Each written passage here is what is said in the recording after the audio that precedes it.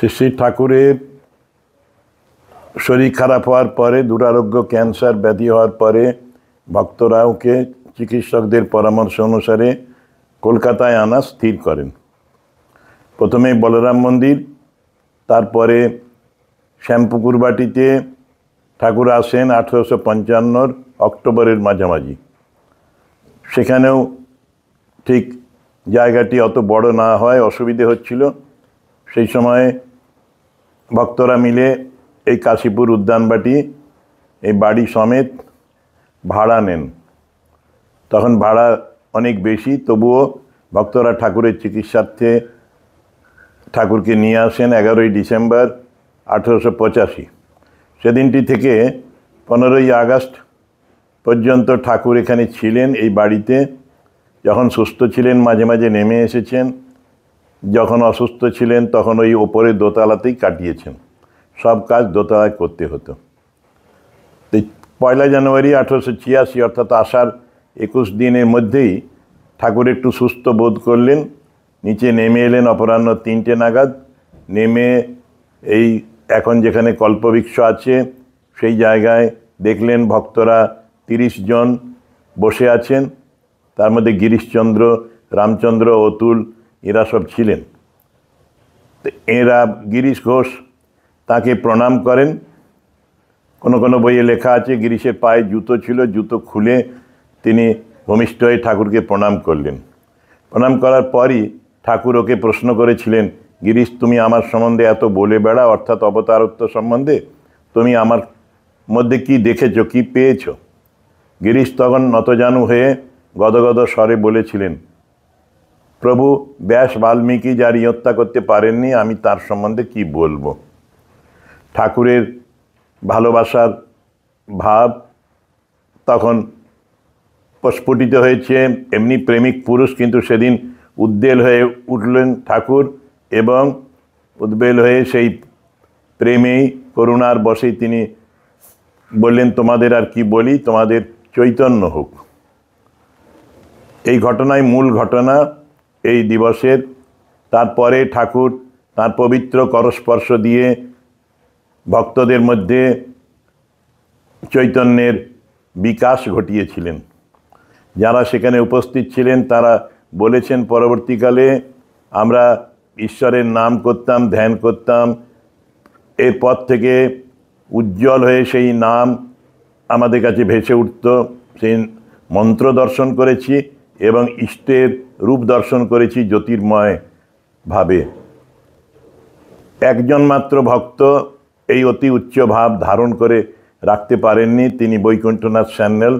তিনি ঠাকুরের কাছে এসে বললেন, ঠাকুর আমাকে পূর্বের অবস্থায় ফিরিয়ে দিন। ওর অসুবিধে হয়েছিল এই যে তিনি সব সময় শ্রীরামকৃষ্ণকে সর্বত্র দেখতে পাচ্ছিলেন, সাংসারিক কাজকর্ম, জাগতিক কাজকর্ম আর করতে পারছিলেন না। ভয় পেয়েছিলেন তিনি, তাই ফিরে নিয়েছিলেন। তবে পরবর্তীকালে খুব দুঃখ প্রকাশ করেছেন, আমি কেন এটা করলাম। আসলে প্রত্যেকের চৈতন্য লাভের অধিকার নেই, সেটি বোঝা গেল এই ঘটনা থেকে। অধিকারিত্বের কথা শাস্ত্রে বলা আছে। আরেকটি বিশেষ লক্ষ্য করার মতো ঘটনা ঘটেছিল। ঠাকুরের সন্ন্যাসী যারা হয়েছিলেন শিষ্য, তারা কেউ আসেননি। তারা বলতেন আমরা সবসময় ঠাকুরের আশীর্বাদ লাভ করেছি। আর একটা অবসর ছিল, এই সময় তারা ঠাকুরের শয্যা রোদে দিচ্ছিলেন।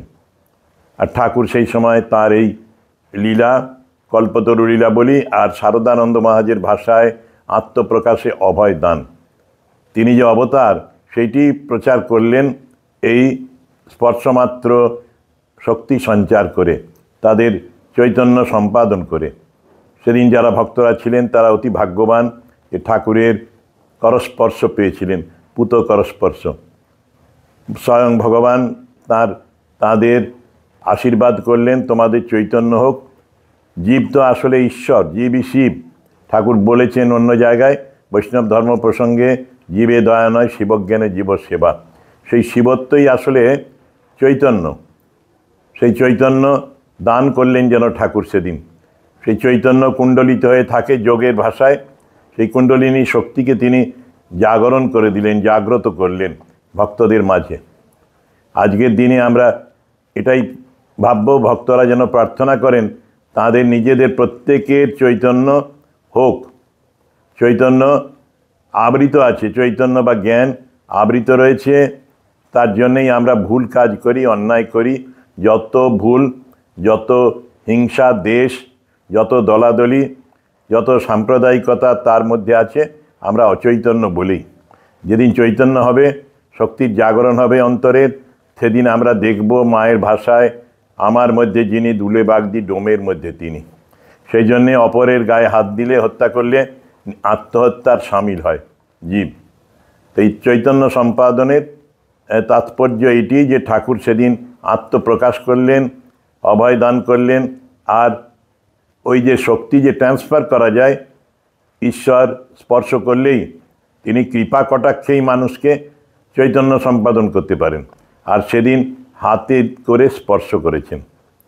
এই ভূমিতেই আসলে আরও অনেক ঘটনা ঘটে গেছে। ঠাকুরের সন্তানরা এখানে ধুনি জ্বালিয়ে তপস্যা করেছেন। তাদের মনে অনুভব হয়েছিল যে ঠাকুর চলে যাবেন, সরে পড়লে আমাদের আধ্যাত্মিক দিকটা তার আগে যদি বিকশিত না হয়, ওরা নিজেরাই নিজেদের চৈতন্য সম্পাদনের জন্যে গভীর ধ্যান ভজন করে এখানে কাটিয়েছেন। ধুনি জ্বালিয়েছেন এবং ধুনির চারদিকে বসে ভক্তরা, সন্ন্যাসী শিষ্যরা বিশেষ করে তারা ধ্যান করতেন। গিরিশচন্দ্র ঘোষ গিরি শিষ্যদের মধ্যে অন্যতম, তিনিও স্বামীজির সাথে ধ্যান করতেন। একদিনের ঘটনা তিনি বলেছেন যে আমি ধ্যান করছি, কিছুক্ষণের মধ্যে উঠে গেলাম, কারণ অনেক মশার কামড় খাচ্ছিলাম। উঠে দেখলাম অদ্ভুত এক দৃশ্য, একটা যেন কৃষ্ণ কম্বলে আবৃত হয়ে রয়েছেন স্বামীজি, কালো কম্বলের মতো। স্বামীজির গা খোলা ছিল, সেই গায়ে শত শত সহস্র সহস্র কালো মশা খেয়ে বসে রয়েছে। স্বামীজির হুঁশ ছিল না। তিনি নরেন নরেন করে প্রথমে ডাকলেন, শেষ পর্যন্ত ঠেলাঠেলি করলেন। তাতেও যখন জ্ঞান ফিরল না, স্বামীজি একটা আসনে বসেছিলেন, সেই আসনের নিচে টানলেন, স্বামীজি পড়ে গেলেন। অনেকক্ষণ পরে হুঁশ হলো স্বামীজির। স্বামীজি বুঝতেই পারেননি কি হচ্ছিল, মশায় কেটেছে। আর গিরিশবাবু তিনি নিজে কিছুক্ষণের মধ্যেই মশার কামড় সহ্য করতে না পেরে উঠে গেছিলেন। এখানেই ঠাকুর ওকে রাম মন্ত্র দিয়েছিলেন একদিন। রাম রাম করে তিনি একবারে হনুমানজির মতো লাফ মেরে মেরে সারা দিনটা কাটিয়েছেন, হুঙ্কার দিয়েছেন রাম রাম। এরকমের অদ্ভুত অদ্ভুত ঘটনা এখানে ঘটেছে। এখানেই নরেনের সমাধি হয়েছে, মৃতবৎ পড়ে আছেন গোপালদা, বুড়ো গোপালদা, অদ্বৈতানন্দ। তিনি গিয়ে ঠাকুরকে বলছেন নরেন মরে গেছে। উনি বলেন কিছুক্ষণ থাক, এরকম আমাকে খুব বিরক্ত করেছে সমাধি সমাধি করে। এরকম এখানে ঠাকুরের ভক্তরা সুন্দর জীবন কাটিয়েছেন।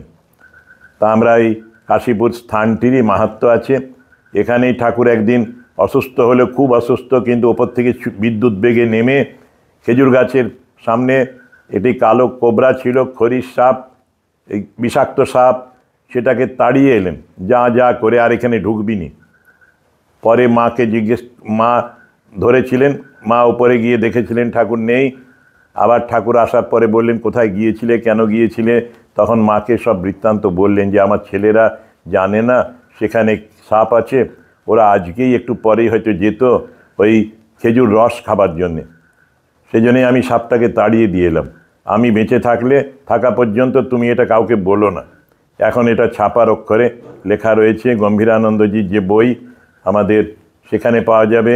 আরও শ্রীরামকৃষ্ণের অন্তলীলা, শ্রীরামকৃষ্ণের লীলা প্রসঙ্গ, এতে এইসব ঘটনাগুলি রয়েছে। যাই হোক, দেশ বিদেশের মানুষ এখানে আসছেন চৈতন্য লাভের জন্যে। আমাদের আজ খুব দরকার আধ্যাত্মিক চৈতন্য লাভ। আধ্যাত্মিক চৈতন্য সম্পাদন করবেন ঠাকুর, যারা এখানে আসবেন, যারা আন্তরিকভাবে ঠাকুরের কাছে চাইবেন। কল্পতরু তো আমরা অনেক সময় টাকা পয়সা বিষয় সম্পত্তি চাই, তা না চেয়ে যদি আধ্যাত্মিকতা চাই, যদি আধ্যাত্মিক উন্নতি লাভ করতে চাই, তাহলে এই দিনটিকে আমরা ইউটিলাইজ করব এইভাবে। আশা করি ভক্তরা এই বিষয়ে চিন্তা করেন এখানে, এই চিন্তা নিয়েই তারা আসবেন আগামীকাল।